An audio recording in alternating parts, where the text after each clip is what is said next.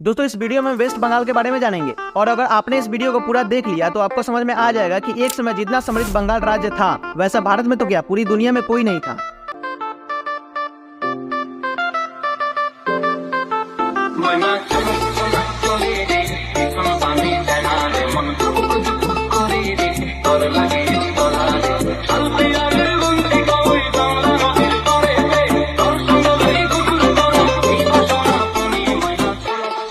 सबसे पहले बंगाल के इतिहास के बारे में देखेंगे। बंगाल में सबसे पहले सेटलमेंट का सबूत पारू राज्य में 4000 साल पहले के मिलते हैं और लगभग 500 BC में यहाँ के लोगों ने घने जंगल और दलदल को खेतों में बदल दिया, जिससे पुंद्रनगर, चंद्रकेतुगढ़ और बड़ी बटेश्वर जैसे बड़े शहरों का विकास हुआ। आर्कोलॉजिकल एक्सकवेशन में मिले टेराकोटेज में खेती करते किसान और दुर्गा की मूर्ति मिली है। भाग्यदत्त जो महाभारत में मेंशन्ड है वो किंगडम ऑफ बंगा का राजा था और ये किंगडम बंगाल के रीजन में ही था। दोस्तों एंशिएंट बंगाल बहुत ज्यादा रिच था। यहाँ के पोर्ट सिटी तम्रलिप्ता से इजिप्ट, ग्रीक, चाइना तक व्यापार किया जाता था और ये सब रोमन्स एंड ग्रीक सोर्स में मेंशन्ड है। और एक चाइनीज मॉन्क ने तो यहाँ पढ़ाई करते टाइम अपनी बुक में 20 से भी ज्यादा बुद्धिस्ट मोनेस्ट्री के बारे में लिखा। फिर 350 BC में चंद्रगुप्त मौर्य ने पाटलिपुत्र में मौर्य एम्पायर की स्थापना करी। इसके बाद यहाँ 3rd सेंचुरी AD में राज आया गुप्ता एम्पायर का और इसी एम्पायर में कुमार गुप्ता ने 5th सेंचुरी में बनवाई नालंदा यूनिवर्सिटी, जिसमें तिब्बत, चाइना, जापान से अनेक फॉरेन ट्रेवलर और स्टूडेंट पढ़ने आया करते थे।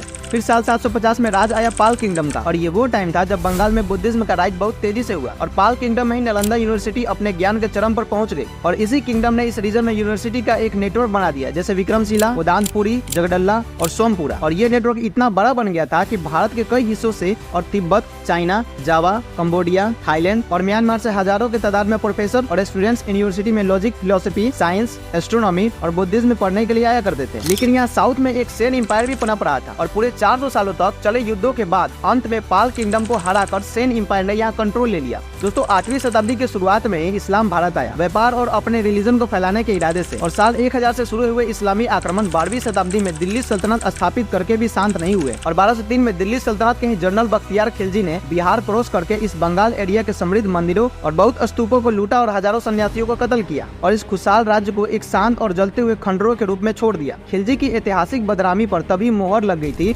जब इसकी आंखों में हजारों प्राचीन ग्रंथों के जलने की लौ चमक रही थी। यहाँ के कुछ बचे हुए सन्यासी जो भी हाथ पड़ा वो लेकर तिब्बत और नेपाल चले गए। 1342 में शमसुद्दीन इल्यासी शाह ने दिल्ली सल्तनत से अलग अपनी बंगाल सल्तनत बनाई। 150 साल तक चली इस सल्तनत में पहली बार बंगाल में बंगाली लैंग्वेज ऑफिशियल करी गई और इस रीजन को अब बांग्ला बोले जाने लगा। बंगाल का एरिया मुस्लिम मेजोरिटी बन गया था, लेकिन 15वीं शताब्दी में एंट्री होती है हमारे प्रभु चैतन्य जी की, जिन्होंने हरि कृष्ण महामंत्र का जाप करते करते पूरे बंगाल रीजन में हिंदुइज्म को रिवाइव किया। फिर साल 1576 में मुगल एम्पायर ने इस रीजन को जीतकर अपने राज्य में मिला लिया। लेकिन मुगल टाइम पर भी बंगाल का डाउनफॉल नहीं हुआ, जैसे हजारों सालों में होता आ रहा था कि चाहे कितनी भी न्यू रूलर्स आ जाए लेकिन व्यापार नहीं रुका। लोगों की स्किल हमेशा डेवलप रही और उस टाइम पर बंगाल से इतने ज्यादा मात्रा में मसाले और टेक्सटाइल यूरोप की तरफ एक्सपोर्ट होने लगे कि पूरे यूरोपियन सेलर्स में रेस शुरू हो गई भारत आकर व्यापार करने की। सबसे पहले Portuguese Vasco D gamma Bharat आता है और फिर उसके बाद फ्रेंच, स्पेनिश, डच और ब्रिटिश पोर्तुगीज को फॉलो करते हुए इंडिया आ जाते हैं। 1690 में ब्रिटिश ईस्ट इंडिया कंपनी एक छोटे से गाँव कोलकाता में एक ट्रेडिंग पोस्ट सेटअप करती है। फिर कुछ टाइम बाद ही मराठा और मुगल्स में युद्ध शुरू हो गए और तभी बंगाल के नवाब इस एरिया को स्वतंत्र घोषित कर देते हैं। मराठा इतनी तेजी से जीत रहे थे कि उन्होंने नवाबों को घुटनों पर ला दिया और नवाब उनसे बचने के लिए $1 बिलियन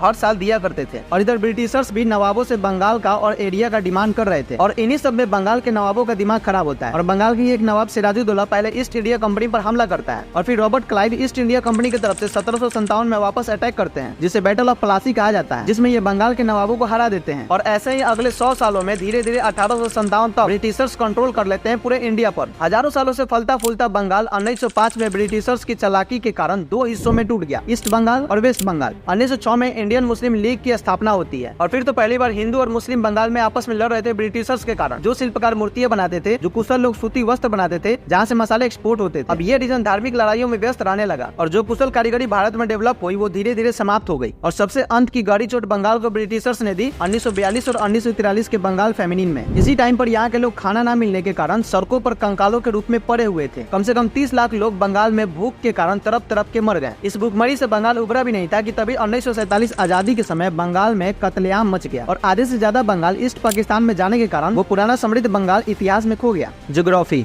हिमालय के साउथ में और बे ऑफ बंगाल के नॉर्थ में located west Bengal total 88,752 square kilometre में फैला हुआ है। 10 करोड़ से भी ज्यादा आबादी वाला ये राज्य इंडिया का चौथा सबसे ज्यादा जनसंख्या वाला राज्य है। पश्चिम बंगाल अपना बॉर्डर 3 देश, ईस्ट में बांग्लादेश और नॉर्थ में नेपाल और भूटान के साथ शेयर करता है। वही 5 राज्य झारखंड, उड़ीसा, बिहार, सिक्किम और असम के साथ भी शेयर करता है। इसकी कैपिटल है कोलकाता, जो इंडिया की 3rd लार्जेस्ट मेट्रो सिटी है। दोस्तों वेस्ट बंगाल में एक खूबसूरत दार्जिलिंग हिमालयन हिल रीजन है, जो ईस्टर्न हिमालय माउंटेन रेंज का पार्ट है। वेस्ट बंगाल की मेन रिवर है गंगा, जो 2 ब्रांचेस में डिवाइडेड होती है। एक ब्रांच बांग्लादेश में जाती है जिसे पद्मा नदी कहते हैं, और दूसरी ब्रांच फर्दर डिवाइडेड हो जाती है हुगली और भागीरथी नदी बनकर। तीस्ता, तोरसा और महानंदा रिवर इसके नॉर्दर्न एरिया में बहती हैं, और यहाँ से निकलती है दामोदर नदी, जिसे सोर्ट ऑफ वेस्ट बंगाल भी कहते हैं बाढ़ की वजह से। दोस्तों गंगा और ब्रह्मपुत्र नदी से बना गंगा डेल्टा वर्ल्ड का सबसे बड़ा डेल्टा है। वेस्ट बंगाल में कुछ फेमस नेशनल पार्क्स भी हैं, जैसे Sundarban national park, Buxar tiger reserve. इनमें से सुंदरवन में ही बंगाली टाइगर्स पाई जाती हैं। कल्चर, दोस्तों वेस्ट बंगाल की स्टेट लैंग्वेज बंगाली और इंग्लिश है, और नेपाली लैंग्वेज केवल दार्जिलिंग में बोली जाती है। 2011 सेंसस के हिसाब से यहाँ 86% लोग बंगाली बोलते हैं, 5% हिंदी और बाकी के लोग अन्य ट्राइबल लैंग्वेज बोलते हैं। रिलीजन की बात करें तो 70% हिंदू, 27% मुस्लिम